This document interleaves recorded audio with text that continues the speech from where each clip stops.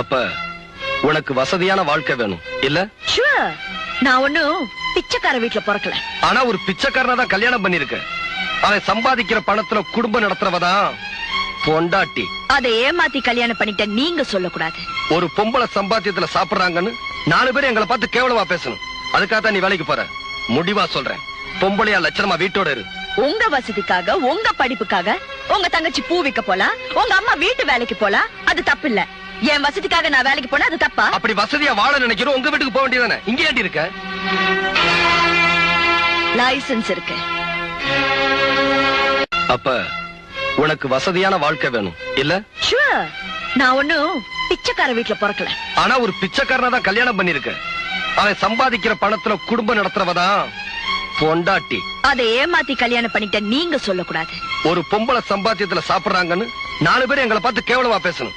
அதுக்காக நீ வேலைக்கு